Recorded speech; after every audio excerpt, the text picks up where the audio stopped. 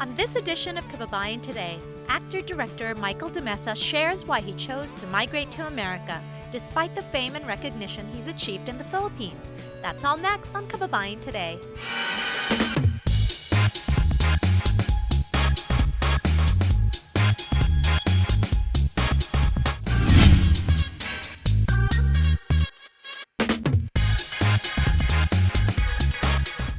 Magandang hapon po sa inyong lahat. Ito po ang Kababayan Today at ako po ang inyong host, si G. Tonji. Ikinagagalak ko pong ipakilala sa inyo ang guest natin ngayong araw na to. He's a very dear friend of mine and he's a well-respected actor as well as a director in the Philippines, but he's also moved here to America. Let's get to know his story dito po sa Kababayan Today. Let's welcome the very respected Mr. Michael de Mesa. Hi, Mike. Have a seat. Thank you. Thank you. Thank you for having me. Thank you. You're one of my first few guests, so it's exciting kasi kakadating ko lang ng Pilipinas para gawin to. Exciting talaga kasi you really belong here. Oh, thank you, Mike. Yeah, and this is a good thing for you. Thank you. Yep, Thank you talaga. very much. Well, pag-usapan natin, saan ka pinanganak?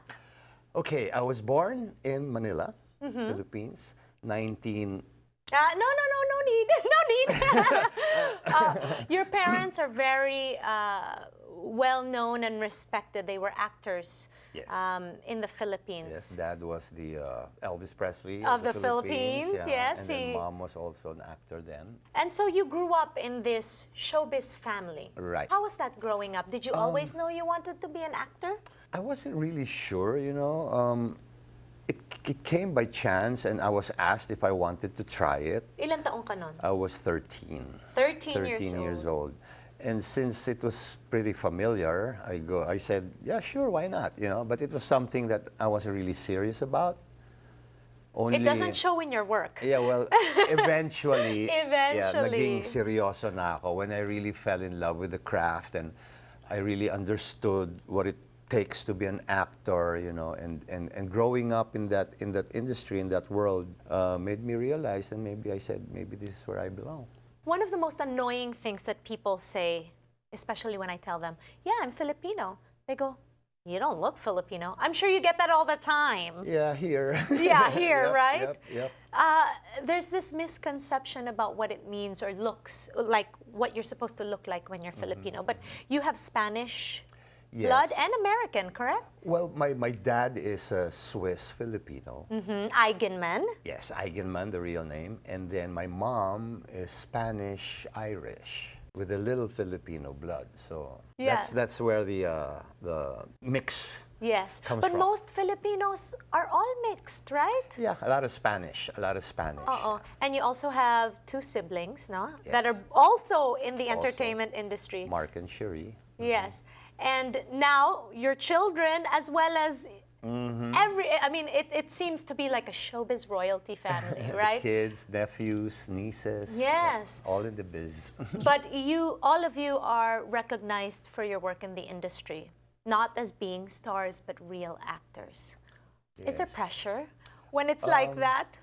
Well, not really. I mean, it wasn't really a conscious choice, but that's where it went. And me personally, I'm pretty happy because that's what I really wanted to be recognized for. My work, you know, not my life, not my personal life, but my work as an actor. Yes. And the whole family followed that path, you know. I'm happy, I'm proud of my boys. I'm happy and proud of my nephews and nieces because I guess it's an advantage, the name Eigenmann, so I think the pressure is more on them. Yes, not on than you. The third generation, you know, because Yes. they say that they need something to prove, you know. But I'm so proud of them because they're really holding their own, and you know they're known for who they are. It was an advantage, like me when I started. It was an advantage. But eventually, I had to get out of my parents' shadows. So with my kids. So they had to do it on their own, and I'm pretty proud of them. Yeah. Okay. Do you give them advice? Do they ask for advice? Only when asked.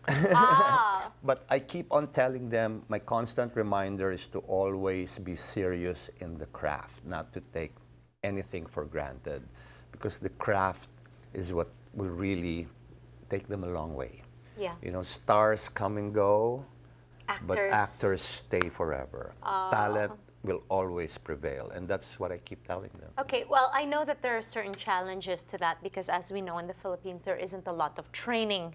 If one wants to be a serious actor here in America, there are lots of classes to do that.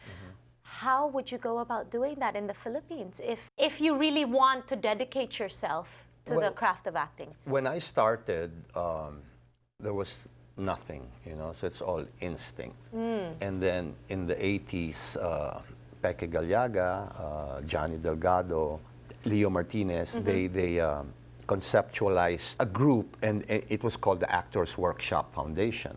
Is that still active now? Yes and no, but it started a conscious effort for all the actors to undergo workshops if they wanted to, you know, grow in their craft and if they wanted to grow as an actor. So we had workshops. It did help a lot. And that's when I started getting serious. I said, oh, so this is it. So this is what it really means. To be an actor. To be an actor. And then I did theater. So that was when I realized that the only time that you can really say you're truly an actor, this is in the Philippines, okay, Yes. is when you do theater. Wow. Because in theater, you do that for your soul. Right, You know? right. And what- we'll talk about that. Yes, I okay. want to talk about all the stuff that you've done on theater, in the theater circuit in the Philippines. We know about that work. But we also know that you gave all of that up and decided to move to America. So when we return here on Kababayan Today, we'll find out from Michael what was the deciding factor. Don't go away. We'll be back on Kababayan Today.